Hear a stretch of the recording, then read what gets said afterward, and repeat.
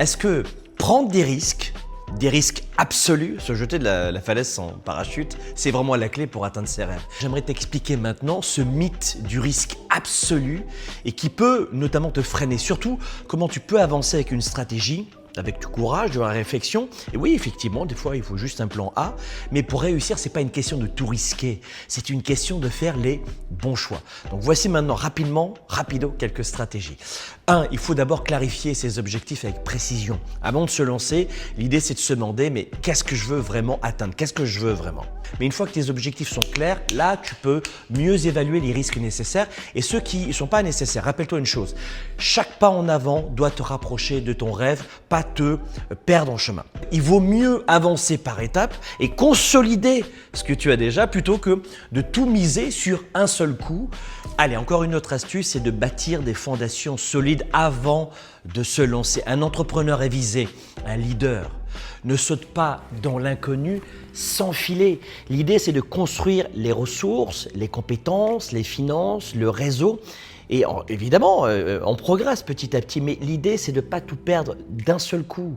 Ne jamais oublier que chaque petite victoire donne plus de stabilité pour les grandes étapes. Donc, il faut se lancer tout de suite, mais une étape à la fois. Autre conseil, apprends à prendre des risques progressifs.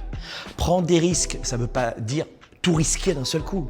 Ça veut dire avancer, tester, ajuster. Pose-toi cette question, quel est le plus petit risque que je peux prendre aujourd'hui pour avancer vers mon objectif?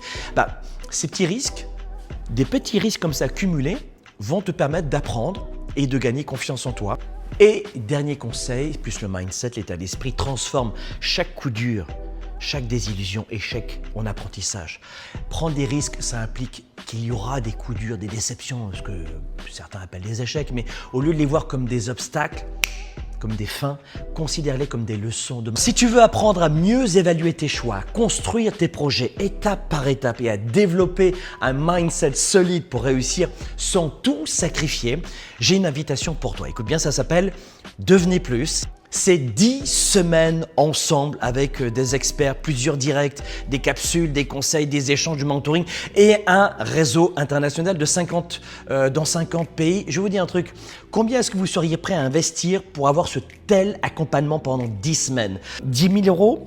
5 000 euros, 1 000 euros, c'est pas 1 000 euros, c'est pas 500 euros, c'est offert. C'est la maison qui offre 10 semaines de mentoring. C'est le premier programme de mentoring de la francophonie, ça s'appelle Devenez plus, devenez business, devenez plus libre, devenez vous. On se retrouve de l'autre côté, cliquez sur le lien.